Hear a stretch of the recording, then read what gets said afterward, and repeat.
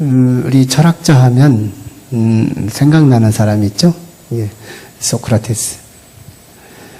서양 철학의 3인방 하면은 이 세 사람, 소크라테스하고 플라톤 그리고 아리스토텔레스라는 세 사람이 착착착 생각나는 사람들이죠.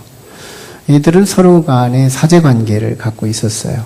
BC 5세기에서 4세기 사이에 있었던 그리스 또는 마케도니아 지역에서 살았던 사람들이죠.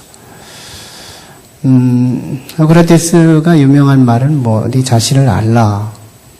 산파술의 교수법을 가지고 이렇게 질문과 대답을 통해서 어떤 객체와 실존을 더 본질적으로 인지하게 하는 교수법입니다. 그 다음에 플라톤 같은 경우는 이렇게 보이는 현상, 이런 현상보다는 보이지 않는 본질, 이데아론, 이데아의 본질적인 것을 강조하면서 보이는 현상은 그림자와도 같아서 있다가 없어지는 이런 가변적 요소로 하면서 철학자다운 본질론에 주장을 했던 철학자죠. 플라톤이 너무 이상적이다 싶어가지고 현실에 살고 있지 않은 사람이라 하면서 그의 직제자였던 아리스토텔레스는 플라톤보다 더 훌륭한 제자다 해가지고 청출어람이 거기다 쓰임받는 위대한 제자 아리스토텔레스. 그는 참 굉장한 종합사상가였어요. 굉장히 플라톤이 종합대학을 이뤘다면 아리스토텔레스는 이 세상의 만물 박사를 상징할 수 있을 만큼 모든 강론을 철학화시키고 또 그것들을 소통시키고 그래서 그의 대표적인 지론 가운데 소통론이 있는데 이 소통론은 로고스 그리고 파토스, 에토스 이 3대가 잘 융화를 이루고 조화를 이루면 소통이 이루어지고 그래서 거기서 공감과 또 거기서 역사를 만들어 가게 된다 하면서 내놓은 말 한마디가 명제 하나가 있는데 연결시켜라. 그리하면 기적을 맛볼 것이다. 연결시켜라. 그리하면 기적을 맛볼 것이다. 연결론을 주장하게 돼요. 저는 참 이 아리스토텔레스의 이 말이 얼마나 참 우리 신앙에 너무너무 아름다운 적용이 될 수 있는지요. 사람과 사람이 이어지면 연결되면 남녀는 자녀가 생기는 거예요. 네? 기적이죠. 우리는 너무 많이 일상화되니까 기적으로 보지 않지만 정말 이게 하나의 기적이 된다는 사실이에요. 또 같은 성끼리 만나면 이 파워가 시너지로 나타나게 되고 공동체를 이루어지게 하고 또 사람과 기계가 연결되면 달나라도 우주 여행을 갔다 오고 여러 오늘의 현대에 아주 첨단의 과학을 만들어낼 수 있고요. 또 우리 인간의 유한한 인간이 하나님과 연결되면 땅에 살지만 천국을 경험할 수 있는 놀라운 이 초월적 경험이 우리에게 일어나게 되는 연결이 중요하더라는 거죠. 연결. 지금 오늘 말씀이 사실은 모든 내용이 다 연결로 이어진 말씀이에요. 참 신묘막측한 하나님의 역할을 통해서 이어짐과 연결을 통해서 한 생명을 넘어 두 생명 그리고 연합의 생명 하나의 연대 사단을 이루어가는 어마어마한 초군단을 만들어서 다시 백투더 예루살렘으로 복원시키고 또 회복시키는 이야기가 오늘 소개됩니다. 그래서 우리는 오늘 본문을 이해하기 위해서 배경, 그러니까 역사서를 나눌 때에는 역사서 오늘 본문과 다음 본문으로 이어지면서 강해를 했는데요. 이 포르기에 들어오면서 이웃 본문을 바로 이어가지를 않고 이게 하나의 역사를 이렇게 진단하면서 지나가기 위해서 포로기 8권, 포로기 8권이 이제 포로기 때 쓰여진 8권의 책이 있는데 그 책들 가운데 하나님의 구속사를 짚어가면서 중간중간을 말씀을 다루게 될 겁니다. 그래서 말라기까지 다루어서 사람이 만든 신정왕국이 예수 그리스도가 이루신 하나님 나라와 어떻게 연결이 돼서 어떻게 그리스도를 통하여 이룬 하나님 나라가 온전하게 성취됐느냐 하는 부분을 연결시키는 것이 제 목회적 철학을 가지고 말씀을 나누는 겁니다. 그래서 이제 에스겔서 전체를 한번 배경사를 한번 다룰 필요가 있죠. 그래서 지금부터 5분 동안 전 설교 시간에 5분 성경 공부가 꼭 있어요. 5분 성경 공부를 참지 못하고 그때 자면 이제 설교는 죽쓰는 것이 되고요. 5분 성경 공부에 잠을 안 자면 그 다음은 잘 풀리는 거예요. 무슨 얘기 하는구나 알아듣는 겁니다. 그래서 이 5분 동안만 자지 않아야 돼. 5분을 이해를 해야 성경 공부가 끝나야 그 다음에 우리의 삶을 터치해도 이해가 될 수 있는 거죠. 에스겔서는 1장에서 48장까지 구성되어 있고요. 1장에서 24장까지는 유다 백성들과 예루살렘 그 죄에 따라서 하나님이 심판한다 하는 메시지를 아주 냉철하게 다뤄요. 죄는 심판이 따른다. 그래서 작금에 일어난 모든 어려운 문제는 죄의 결과다. 하나님의 심판이다. 이 얘기를 한 겁니다. 그 다음에 에스겔서 25장부터 32장까지가 바로 이스라엘을 중심한 360도 주변 국가들 시계 방향으로 오른쪽 방향으로 돌면서 나라들을 짚어가면서 그 나라들 이방 국가의 범죄 죄악들을 지적하면서 그 죄에 대해서 이방인들을 또 심판합니다. 예. 그 다음에 에스겔서 33장에서 39장까지는 이제 소위 오늘 본장이 그 범위에 해당되는데 이스라엘의 가까운 미래의 회복에 대해서 가까운 미래의 회복에 대해서 다루고 있어요. 그리고 40장부터 48장까지가 먼 미래 이제 그때 당시 예수님은 먼 미래의 인물이었어요. 우리는 과거의 인물이지만 먼 미래의 그리스도 메시아를 통한 하나님 나라의 회복, 먼 미래의 회복을 에스겔서 40장에서 48장까지 다루고요. 가까운 미래의 회복을 이제 33장에서부터 39장까지 다루게 되죠. 오늘 본장이 가까운 미래의 회복입니다. 에스겔서는 두 가지 특징을 가지고 있는데요. 하나는 나 여호와는 말하고 이룬 것을 너희가 알리라. 이 멘트가 72회를 다뤄요. 48장 안에. 나 여호와는 말하고 이룬 것을 너희가 알리라. 나 여호와는 말하고 이룬 것을 너희가 알리라. 이 멘트를 이렇게 저렇게 해가지고 몇 번을 다루냐면 72회 다뤄요. 그러니까 에스겔서를 통하여 하나님이 하시고 싶은 본 메시지가 여기에 다 노출되는 거죠. 하나님을 알려주고 싶다.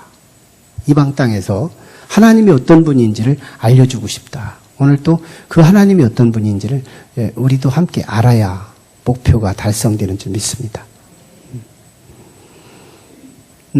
그것이 첫 번째 특징이고요.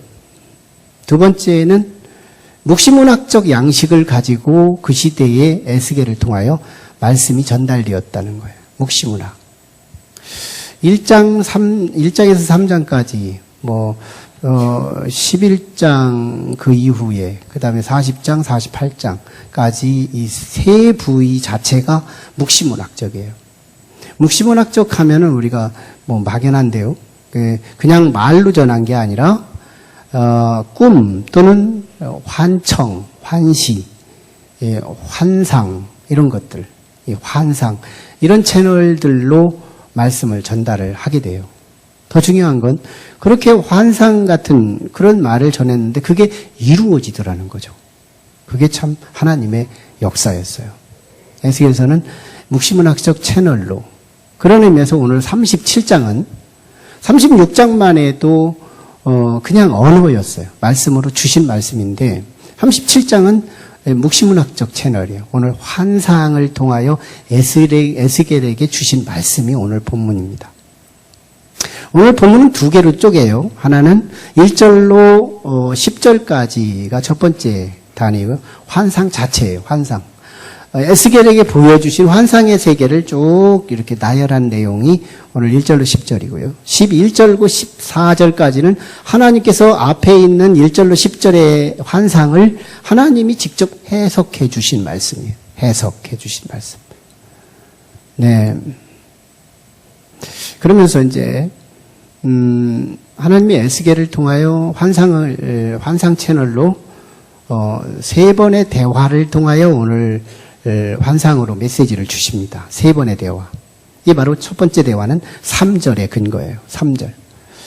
3절에 보면 하나님께서 에스겔을 부르시더니 어느 참 알지 못하는 골짜기로 데리고 갑니다.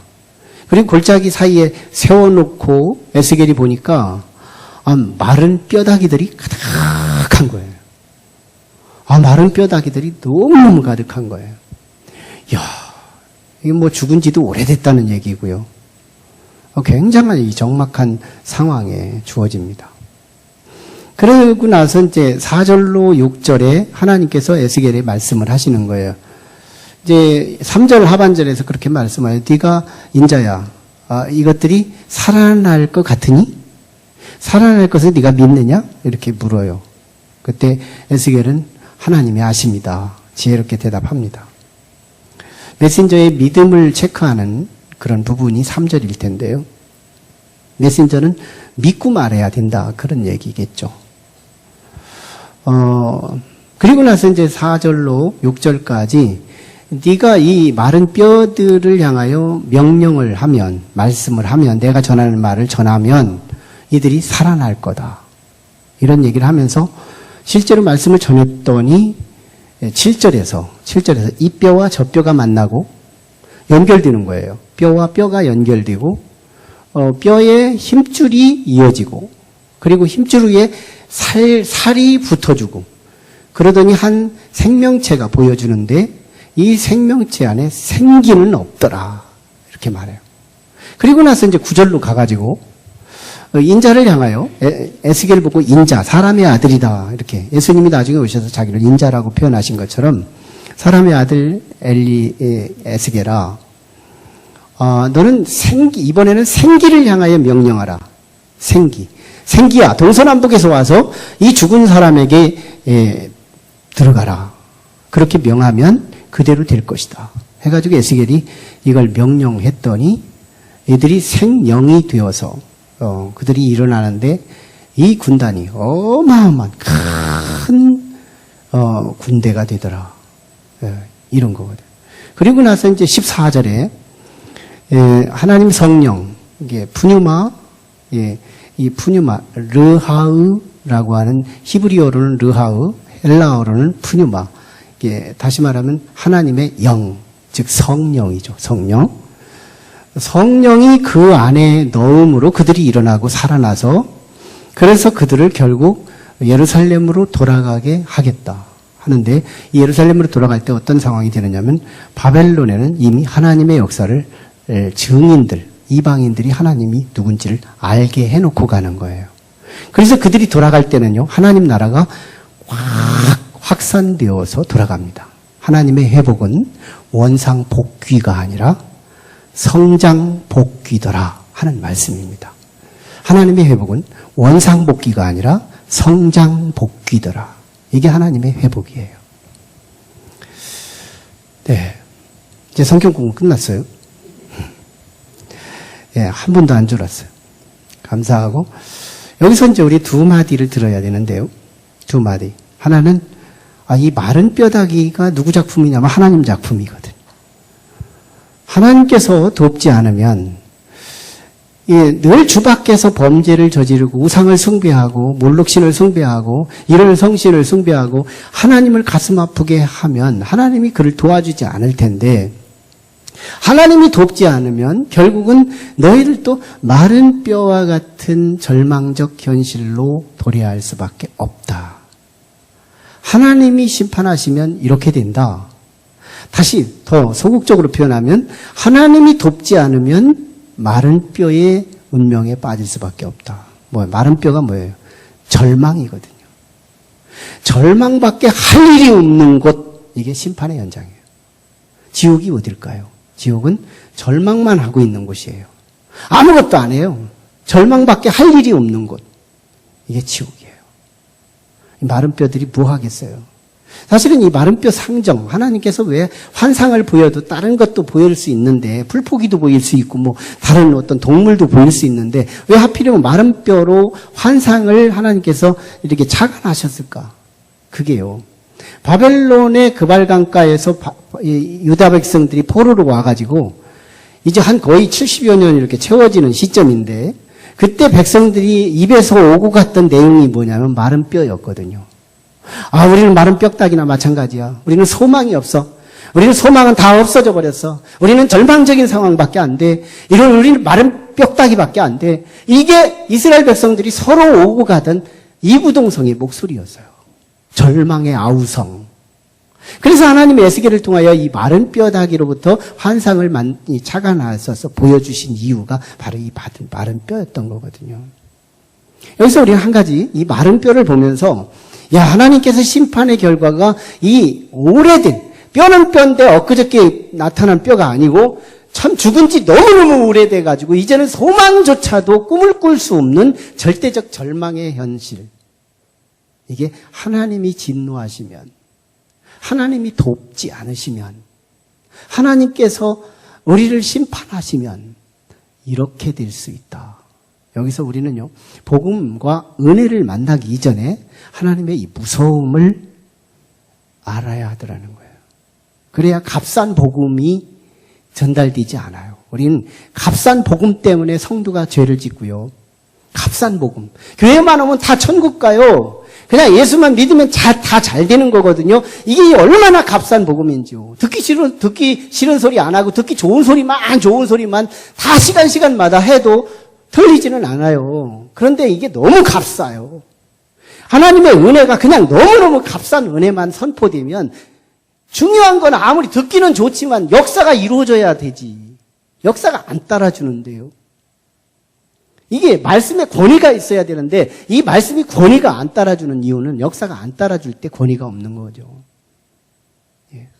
그래서 우리는 정말 하나님의 이 무서움, 하나님 정말 무서운 분이다. 마른 뼈를 보면서 하나님 무서운 거 한 코드를 우리 마음속에 심고 있으면요, 하나님이 무섭지 않을 때 이 값싼 복음을 우리에게 인식되고 선입견이 되었을 때 우리는 하나님 믿으면서도요, 안 믿는 사람들이 하는 일 다 할 수 있거든요. 질서가 다 깨져요. 위아래가 없어지는 거예요. 내 포지션이 잃어버리는 거예요. 여러분, 하나님 무서운 줄 모르면 질서부터 깨진다니까요. 어디로부터 내게 은혜가 오는지, 어디로부터 은혜가 삭제되는지 이런 것을 우리는 구별을 못하는 거예요. 아무 것이나 우리는 그저 독불 장군이 되는 거예요. 하나님 무서운 줄을 안다는 건 우리 삶에 질서가 생긴다는 걸 의미해요. 직장 상사가 무서우면요, 질서가 보이는 거예요. 직장 상사가 물로 보이면 질서부터 깨지는 거거든요. 놀라운 공식입니다. 무서움이 그 공동체 하나가 있으면 질서부터, 내 포지션부터 생기는 거예요. 내가 위로 누구를 섬겨야 하고 누구에게 명령해야 하는지 내 주소를 알게 되는 거거든요. 이 무서움의 철학은 굉장히 중요한 부분이거든요. 내 삶 속에 내 집안에 무서운 분이 있다? 그 집은 질서가 있다. 이걸 말해요. 직장에 무서운 분이 있다? 질서가 있다. 교회에 무서운 분이 있다? 질서가 있다. 내 공동체에 무서운 점이 있다? 질서가 있다. 무서움이 없을 때 우리는 질서가 깨지는 거예요. 두 번째 메시지가 끝내 주 안에서 하나님이 처분하신 고난 속에서 이 상처를 바라지 않고 끝내 주님 안에서 신음하며 고통을 감내하면 주님 안에서, 주 안에서 이게 첫 번째가 너무너무 중요한 단서인데요. 우리가 그리스도 안에서, 주 안에서 웃을 때도 주 안에서 웃고 울 때도 주 안에서 울고 성공할 때도 주 안에서 성공하고 망할 때도 주 안에서 끝까지만 망할 수 있으면 하나님은 우리를 회복시키시는 하나님으로 내게 다가오신다는 거예요. 주님 카테고리 안에서 조금만 어려움이 오거나 내 코드에 맞지 않으면 주님 밖으로 빡 뛰쳐나가 버리죠. 그럴 때 우리는 어떻게 돼요? 회복이 불가능해요. 교회를 나간 것은 아닌데 은혜의 자리를 벗어나 버리는 거예요. 나간 것은 아닌데 그래서 예배 시간이 자꾸 간헐적으로 떨어지고 그러면 어떻게 돼요? 회복이 안 되거든요. 주 안에 있으라. 힘들어도 욕하면서도 이 자리에 있어라. 욕하면서도 이 자리에 계속 있어라. 그러면 조금 있으면 하나님이 벌써 복원시키고 회복시켜 주시는 거거든요. 참 욕하면서 싸우면서라도 주 안에 있어라. 그러면 회복되는 거다. 이게 정말 주 안에 있는 우리의 신앙이고 하나님의 역사거든요. 주 안에서 신음하라. 신음하는데요. 주 안에서 막 자꾸 하나님 욕하고 하나님 막 대들고 막 저항하고 그러면 이게 주 안에서 순수하게 달게 받는 고난이 아니거든요. 주 안에서 순수하게 신음하라. 바벨론으로 70년이 채워지게 된 이유는 도착하자마자 그들을 원망합니다. 우리가 뭐 잘못해서 여기까지 왔습니까? 하나님 앞에 불순한 거예요. 죄를 짓고도 매를 맞는데 정말 달게 받지를 않아요. 그래서 이 기간이 생기는 거예요. 에집트로 가서 430년 동안 노예 생활을 합니다. 근데 그들이 430년 동안 노예 생활을 하는 과정에 처음에 한 100년 있다가 왔으면 얼마나 좋아요. 그들이 얼마나 불순한지 모르는 거예요. 왜 우리가 이렇게 노예가 됐느냐고. 막 하나님 앞에 막 대들고 이 불순한 태도가 이 시간을 길게 만드는 거예요. 근데 나중에 출애굽기 초반기에 잘 보면요. 백성들이 무엇한지 알아요? 그리스도 안에서, 하나님 안에서 그들은 퓨어, 아주 순수합니다. 그냥 신음하는 거예요. 죽겠구나. 주여, 죽겠구나.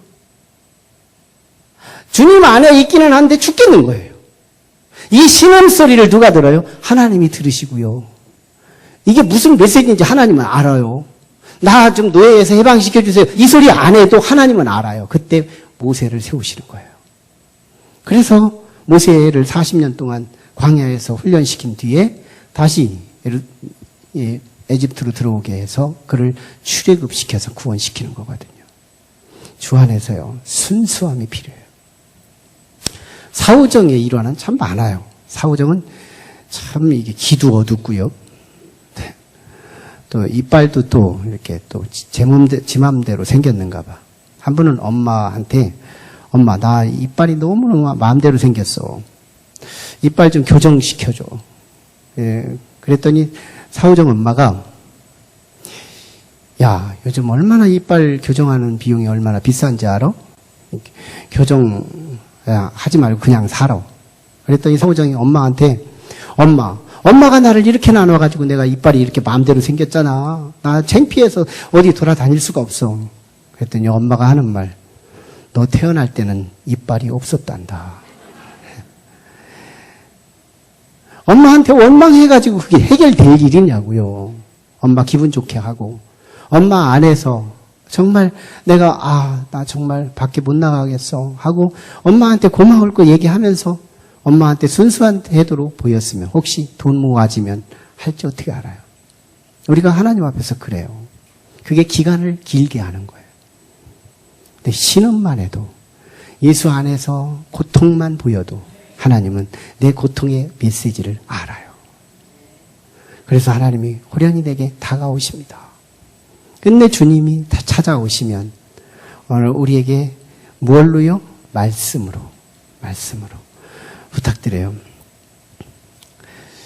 제가 여러분의 가정에 가서 도둑질한 것도 없어요. 제가 여러분의 지갑을 열어서 돈을 훔쳐간 것도 없어.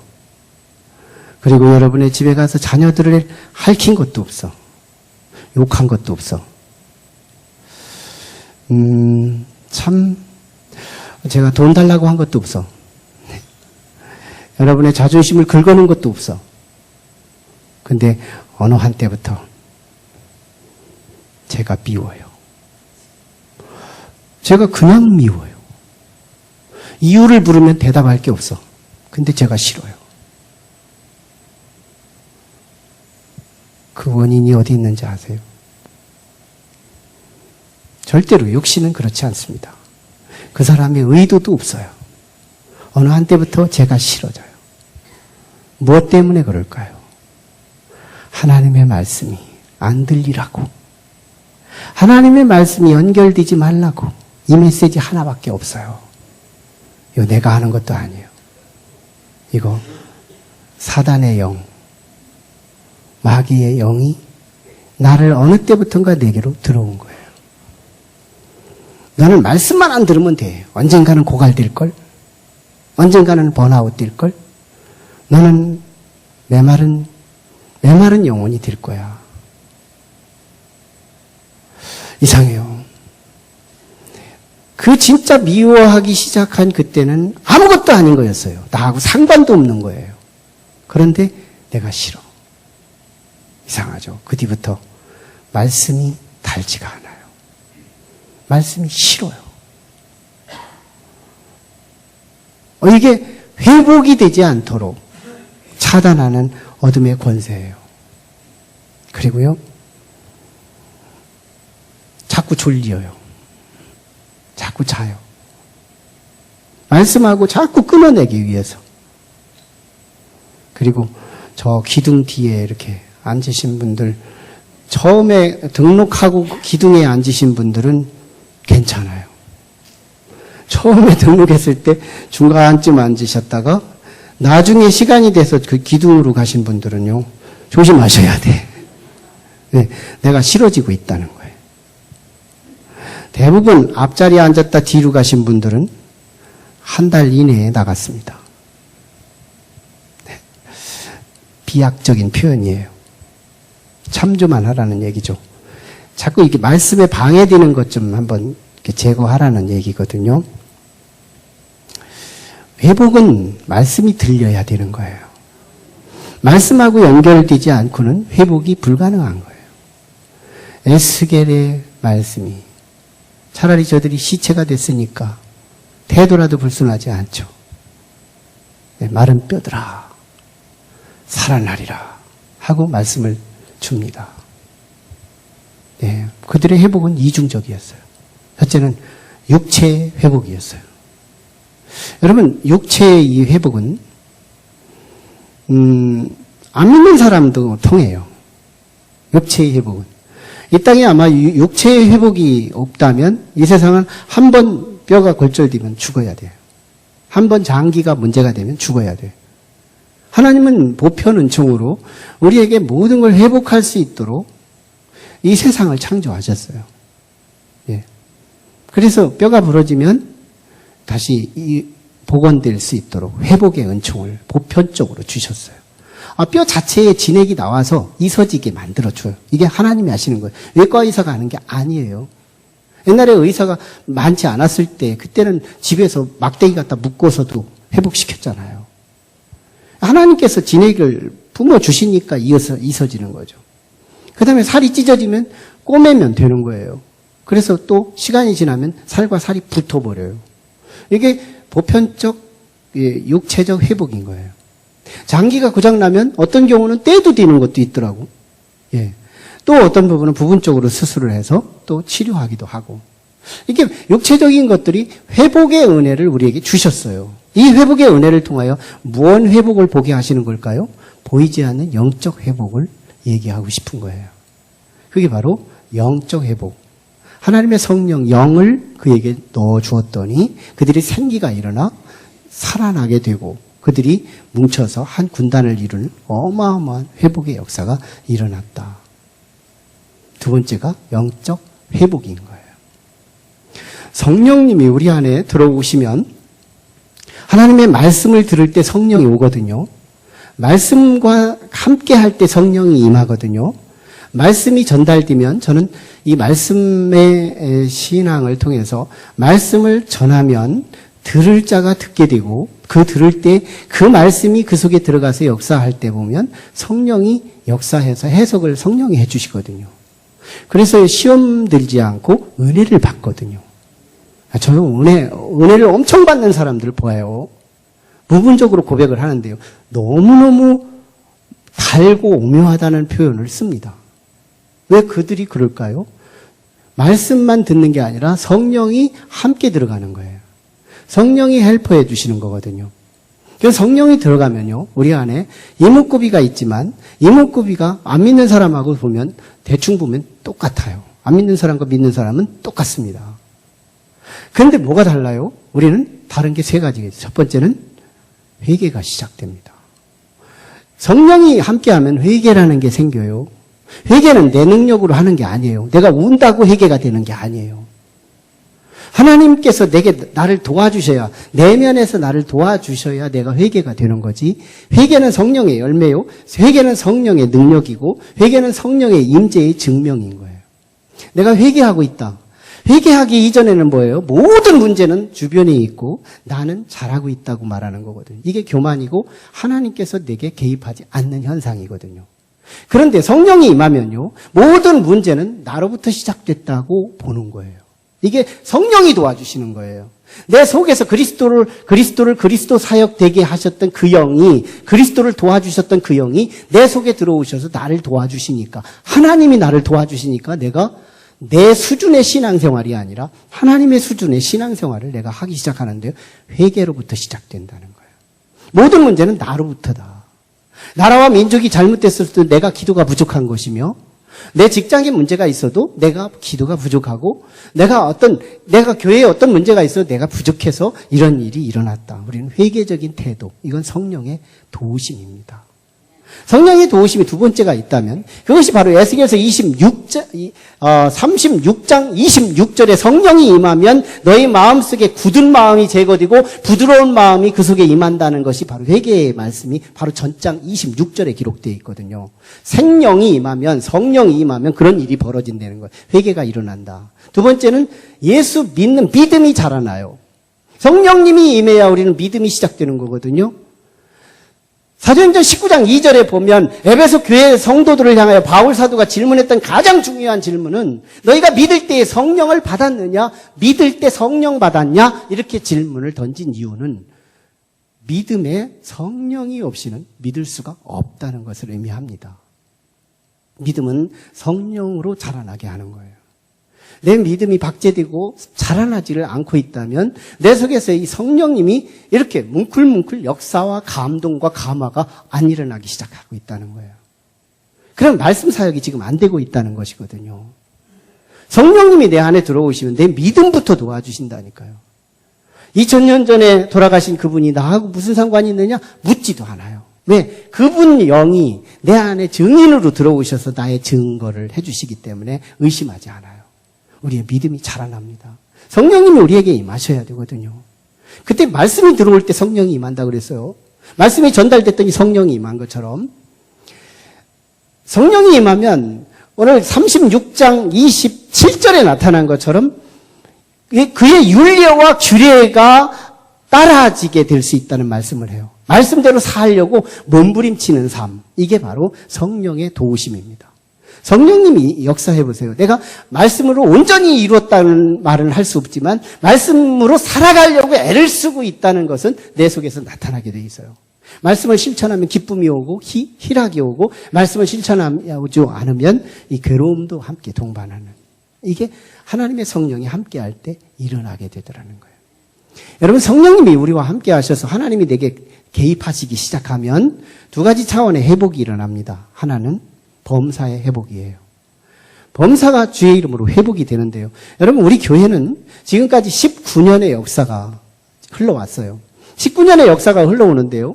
우리 교회는 데드라인이 얼마나 많았는지 몰라요. 죽을 뻔했던 때가 많았다 이 말이에요.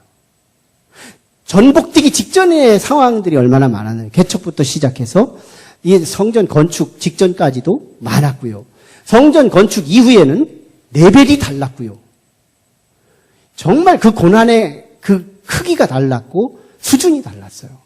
그리고 건축 이후에 지난달 6월 10일 그때가 가장 큰 데드라인이었어요. 죽음의 절벽이었어요.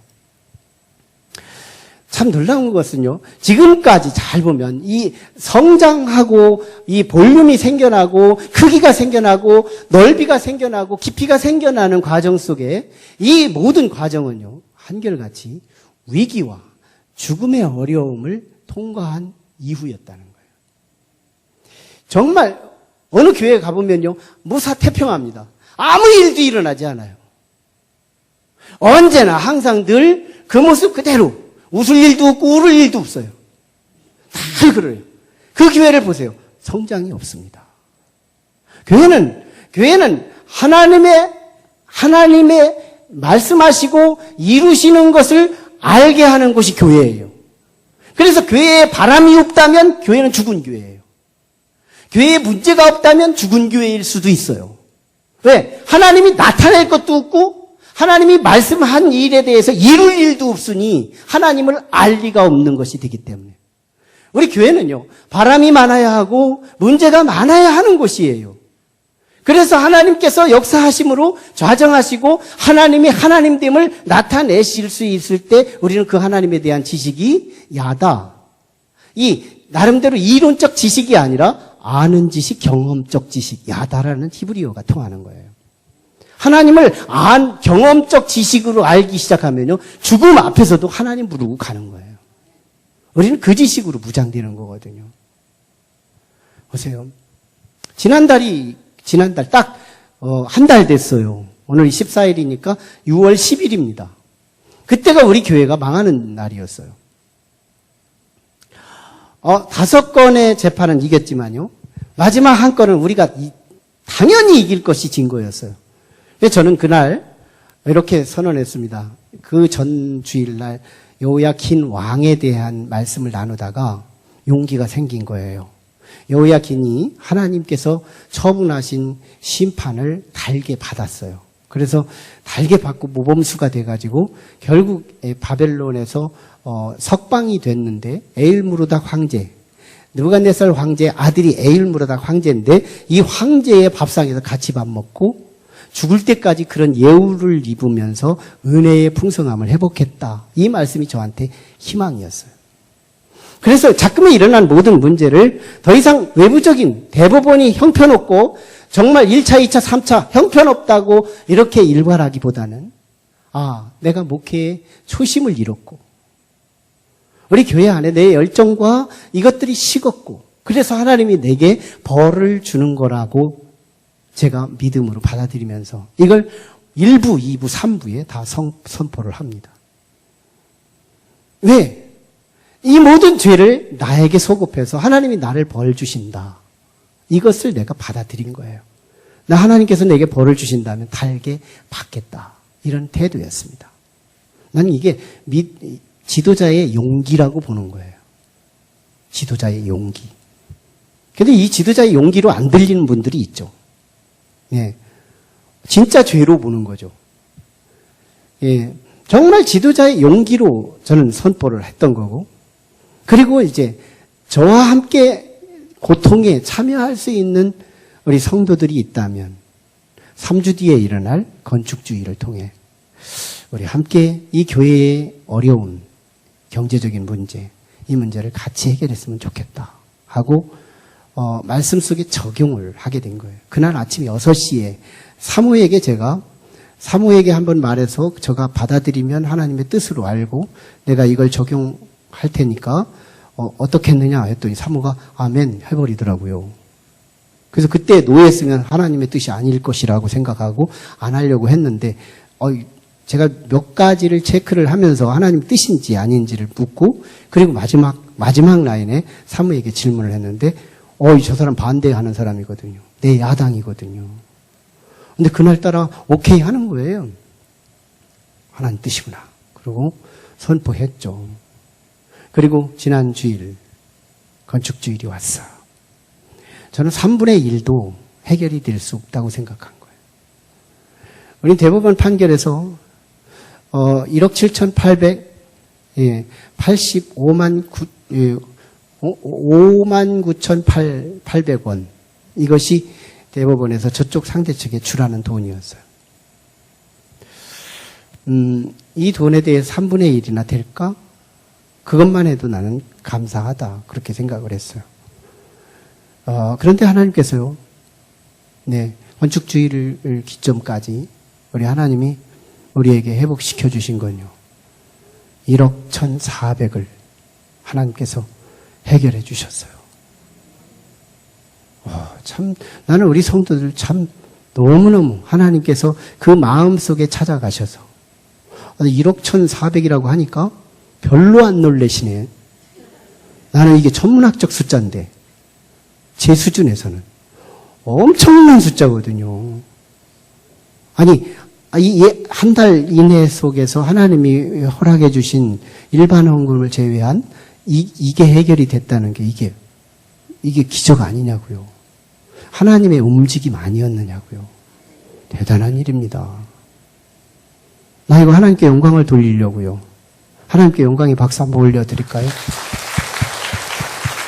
저는 지난 한 주간 동안에 제게 주신 회복의 여러 사이트를 저에게 주셨어요. 회복을 주시는, 그래서 제가 사모한테 그랬어요. 야, 우리 이 상황이, 목회 바운다리 이 상황이 말씀을 따라온다 하고 사모한테 얘기를 했거든요. 그랬더니 사모가 아멘이래요. 와, 우왕청심만 먹고요. 잠도 못 자고 음식도 못 먹은 사람이 사모예요. 그 정도로 힘들었거든요. 그런데요, 우리 주님이 회복시켜 주시는데, 이 상황들이, 내가 이 말씀 회복은요, 우리가 상황이 회복된 이유가 아니에요. 지난 수요일 날을 기점으로 온전하게 회복이 되는데요. 여러 사이트를 회복시켰어요. 여러 어려웠던 문제들이 회복이 되면서 대표적인 것이 바로 이 재정 문제였습니다. 회복을 해주시는데 넉넉한 회복, 풍성한 회복. 나는 여한이 없는 거예요. 하나님께서 하나님의 가슴들을 터치하시고 일으키시면서 마른 뼈다귀를 회복시키시는 하나님이 우리의 현장, 오늘의 현장에 우리들을 회복시키고 있다라고 하는 거예요. 하나님 살아계십니다. 하나님 일으키고자 하시면 뼈다귀에서도 군대를 만들더라. 에스겔에게 3절에서 그러잖아요. 에스겔아, 네가 능히 이 마른 뼈들이 일어날 것을 네가 아냐? 믿냐? 이거 묻고 있는 거예요. 우리 보고 지금 묻는 거예요. 지금 무너진 사업장 있으시나요? 무너진 자녀 문제 때문에 힘들으신 분 있나요? 우리의 직장 문제가 너무너무 데드라인에 걸린 분 있나요? 걱정하지 마세요. 주님 안에서 신음하라. 주 안에서 신음하라.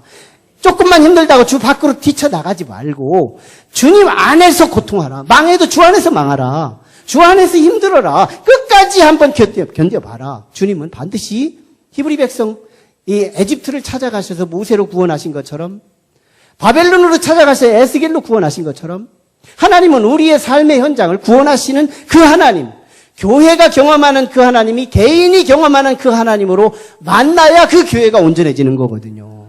교회는 만나주시는데 개인은 안 만나주신다면 그 하나님은 어떤 모순적이잖아요.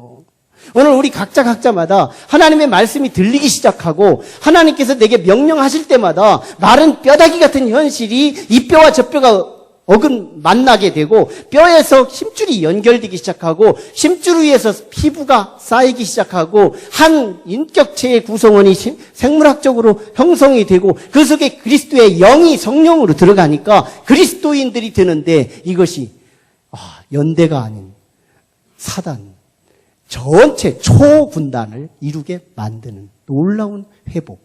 하나님의 회복은 원상복귀가 아니라 성장복귀다. 반드시 우리 하나님의 회복이 있더라는 거예요. 교회가 먼저 이 기적을 보이신 하나님은 우리 각자의 믿음에 따라 우리 성도들의 가정에서 이번 주에도 돌아오는 미래에도 회복이 일어날 줄로 믿습니다. 단서가 있어요. 끝내 주 안에 있으라. 끝내 주 안에 있으라. 분명히 회복됩니다.